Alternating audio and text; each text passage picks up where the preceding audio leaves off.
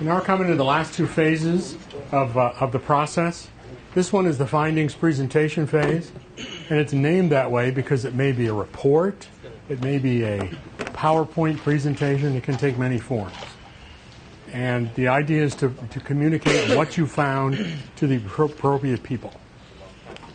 And essentially it summarizes what's happened. This is what we did, this is what we found, and it is the record of the analysis. No slang, prejudice, bias, unsupported opinions, basically findings is what's going after. Accurate, fair, complete, concise, and clear account of an event or series of events presented in a logical format. That sounds like a story to me, with supporting information with a timeline, for example. Typically written in past tense, typically written in third person. Key point, created immediately after your analysis. Don't rely on your memory to do this. Built from notes, unbiased, clear, and establishes a timeline. Say the same thing several times.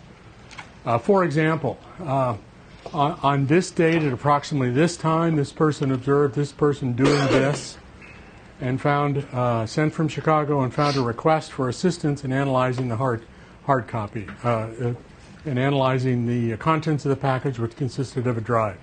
I mean, those are all facts. Those are all things that are found. There's no opinion. There's no nothing. Very dry, what have you.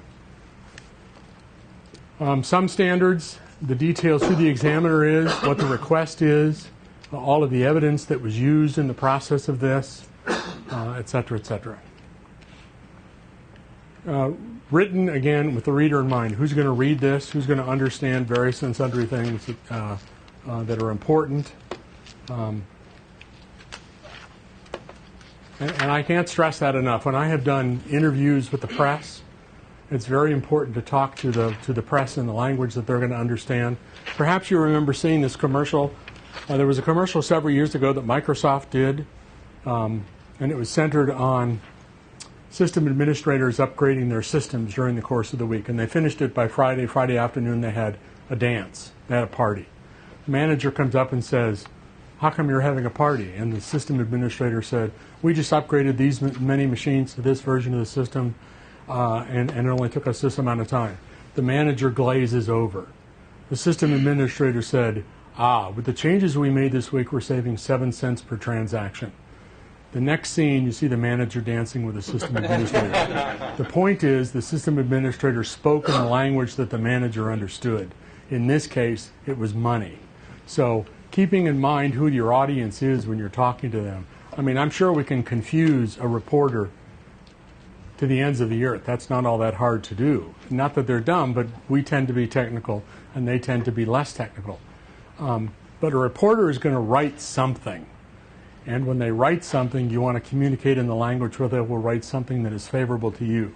So you want to get something done, you want to get a point across in writing something. It's important to know who that audience is to write it in the way that makes sense. There's lots of references for doing this. Guide for Law Enforcement, how to write this.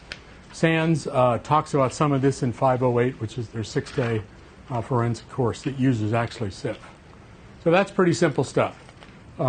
Pretty straightforward, rather. Findings, not opinions, past tense. You're telling a story, cut to the chase. It's easy to write expository if you want to write a novel or you want to write a movie. Go to drama school. That's not what this is for.